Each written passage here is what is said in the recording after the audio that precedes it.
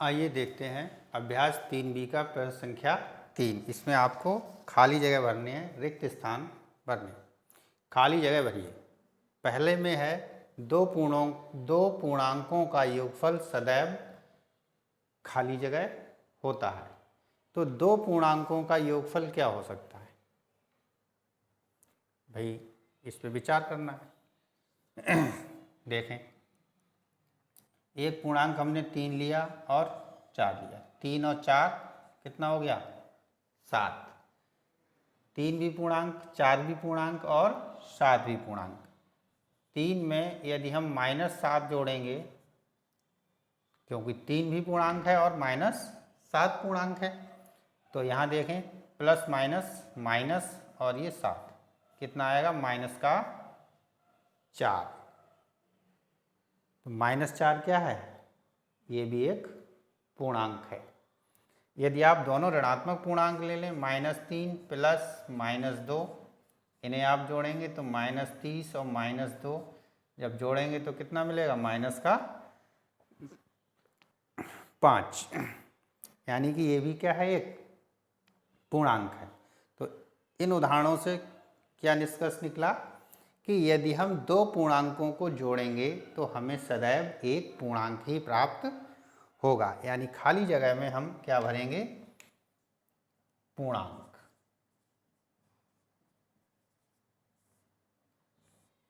दो पूर्णांकों का योगफल सदैव पूर्णांक होता है, या सदैव एक लिख सकते हैं यहाँ पर, सदैव एक पूर्णांक होता है। ठीक है, अगला देखते हैं खा में कह रहे हैं दो धन पूर्णांकों का योगफल होता है। अब प्रश्न आ गया धन पूर्णांक। तो देखा था अभी हमने 3 + 2 दोनों धन पूर्णांक हैं, जोड़ेंगे तो 5। 8 + 7 दोनों धन पूर्णांक है, जोड़ेंगे तो 15। यानी धन पूर्णांकों को जो हम जोड़ रहे हैं तो हमें क्या मिल रहा है? धन पूर्णांक ही प्राप्त हो रहा है। पूर्णांक तो है ही है, लेकिन धन पूर्णांक हैं। तो यहाँ पर जो रिक्त स्थान है उसमें क्या मिलेगा? दो धन पूर्णांकों का योगफल धन पूर्णांक, या यहाँ लिख सकते हैं एक धन पूर्णांक होता है। दो ऋण पूर्णांकों का योगफल। अब यहाँ पर दो ऋण पूर्णांक अगर हमें लेने हैं, -3 और -2, इनको हमें जोड़ना है। तो -3 और -2 समान चिन्ह है, जोड़ेंगे तो कितना हो जाएगा? -5। ऐसे ही -8 और -7, इन्हें आप जोड़ें। माइनस और माइनस समान चिन्ह, जोड़ेंगे तो 8 और 7 15 और चिन्ह क्या आएगा? माइनस। यानी कि यदि हम दो ऋण पूर्णांकों को जोड़ते हैं तो हमें सदैव ऋण पूर्णांक ही प्राप्त होता है। तो दो ऋण पूर्णांकों का योगफल एक ऋण पूर्णांक होता है।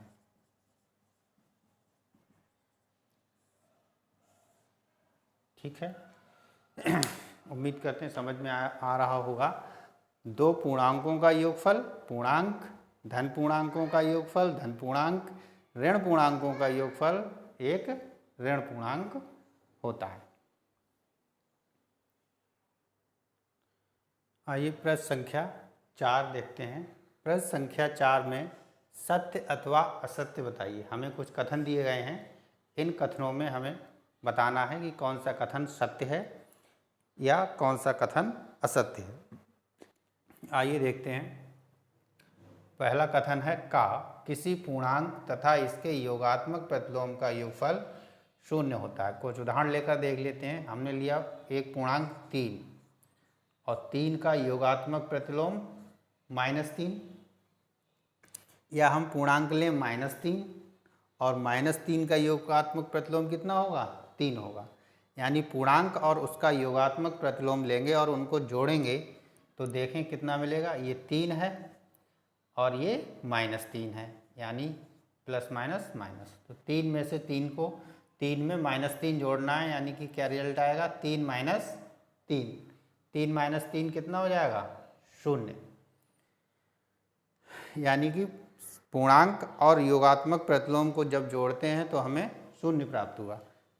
एक और उदाहरण ले लेते हैं। -7 लिया हमने, -7 और -7 का योगात्मक प्रतिलोम, चिन्ह बदल दें यानी प्लस का 7।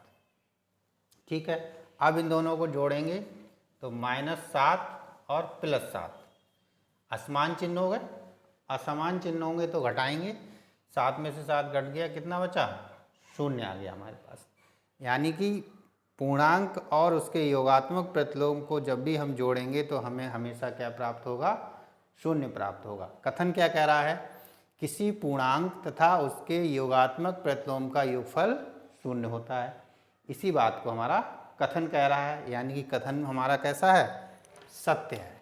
यानी का हमारा कैसा हो गया? कथन ये सत्य कथन हो गया। ठीक है, इसके बाद देखते हैं खा। 0 ऋण पूर्णांक है।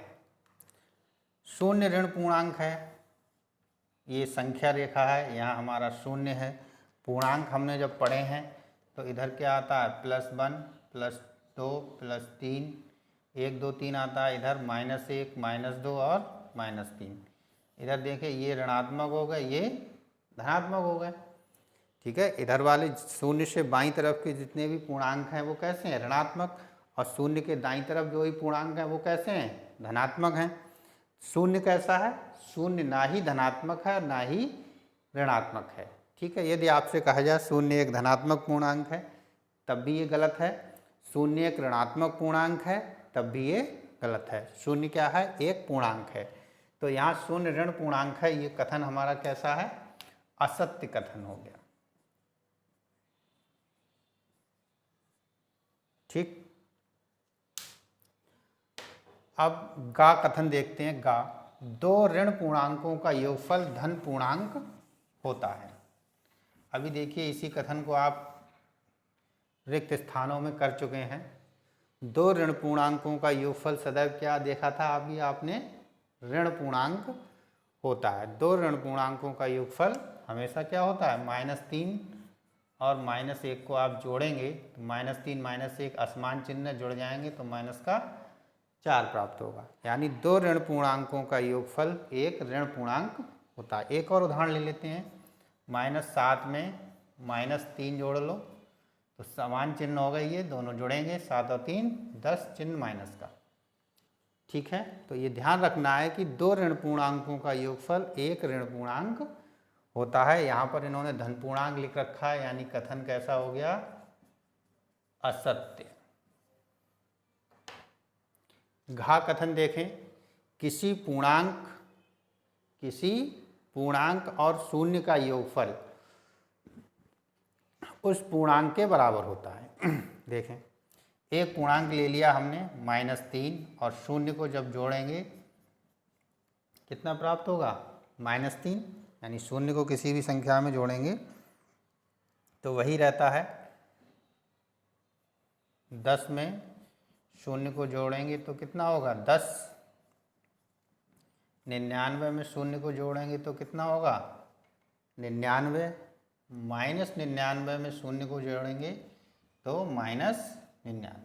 यानी पूर्णांक में जिस पूर्णांक में 0 को जोड़ते हैं उत्तर हमें वही पूर्णांक प्राप्त होता है। ठीक है, कथन में भी यही है, किसी पूर्णांक और 0 का योगफल उस पूर्णांक के बराबर होता है। यानी कि ये कथन हमारा घा कथन जो है वो सत्य है। ठीक, उम्मीद करते हैं चीज़ें आपको समझ में आ। कथन चा। चा कथन क्या कह रहा है? एक ऋण और एक धन पूर्णांक का योगफल सदैव धन पूर्णांक होता है।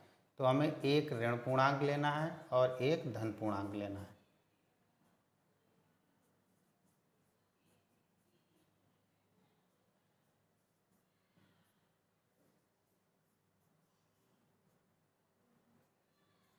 देखिए ये कुछ ले लिया हमने, -7 और +3, इन दोनों को हमें जोड़ना है। तो -7 और +3 असमान चिन्ह है तो बड़े में से छोटे को घटा देंगे। 7 में से 3 को हमने घटा दिया, कितना बचा? 4 बचा। चिन्ह का आएगा माइनस का। तो देखिए हमने एक ऋण पूर्णांक और एक धन पूर्णांक को जोड़ा तो आंसर हमें क्या मिला? ऋण पूर्णांक मिला। दूसरे में देखिए -6 + +10, ये ऋण है, ये धन है, यानी असमान चिन्ह है। जोड़ेंगे तो क्या होंगे, बड़े में से छोटा घट जाएगा, 10 में से 6 घटाए तो ये 4 बच गया। -9 + 1, माइनस के 9 है, प्लस का 1 है, इसे जोड़ना है। तो ऋण पूर्णांक ये है और धन पूर्णांक ये, चिन्ह असमान यानी घटेंगे। 9 में से 1 घटाया 8, चिन्ह किसका आएगा, बड़ी संख्या का, -8। तो आप देख रहे हैं यदि हम एक ऋण और एक धन पूर्णांक को जोड़ते हैं तो उत्तर हमारा ऋण पूर्णांक भी प्राप्त हो सकता है, उत्तर हमारा धन पूर्णांक भी प्राप्त हो सकता है। ये डिपेंड करेगा कि कौन सी संख्या हमारी बड़ी है। यदि ऋण पूर्णांक बड़ा है तो उत्तर हमारा ऋण पूर्णांक आएगा, धन पूर्णांक बड़ा है तो उत्तर धन पूर्णांक आएगा। यानी ये जो कथन दिया हुआ है सदैव धन पूर्णांक होता है, ये बात क्या है, असत्य है। सदैव धन पूर्णांक नहीं होता है। तो ये कथन आपका क्या हो गया, असत्य हो गया। ठीक। 6, संख्या रेखा पर -18 और +18 शून्य से समान दूरी पर हैं। ये देखिए संख्या रेखा आप बना लीजिए। 0 2 3 4 5 6 7 8 9 10 11 और इस तरीके से 12 13 14 15 16 17 18। तो ये आपका +18 हो गया। और इसी तरीके से आप ऋणात्मक चिन्ह चले जाएंगे, 1 2 3 4 5 6 7 8 9 10 11 13 14 15 16 17 18। ठीक, ये -18 हो गया। तो आप देखेंगे कि इधर की दूरी कितनी है, 18 मात्रक। अगर इसे आप सेंटीमीटर में ले रहे हैं दूरी को तो 18 सेंटीमीटर, इंच ले रहे हैं तो इंच हो जाएगा। इसी तरीके से यहाँ से यहाँ तक की दूरी भी कितनी हो जाएगी, 18 मात्रक। यानी कि -18 और +18 जो हैं शून्य से समान दूरी पर हैं। या हम कह सकते हैं कोई भी संख्या और उसका प्रतिलोम हमेशा शून्य से समान दूरी पर होते हैं। तो ये कथन आपका क्या है, सत्य होगा। जा, 2 धन पूर्णांकों का योगफल सदैव धन पूर्णांक होता है। हाँ, ये बात आप अभी पिछले प्रश्न में देख चुके हैं रिक्त स्थान वाले में कि 2 धन पूर्णांकों को यदि हम जोड़ते हैं तो हमें धन पूर्णांक ही प्राप्त होता है। देख लेते हैं उदाहरण। 3 में आप 4 जोड़ देंगे, धन पूर्णांक हैं दोनों, तो कितना मिल जाएगा, 7।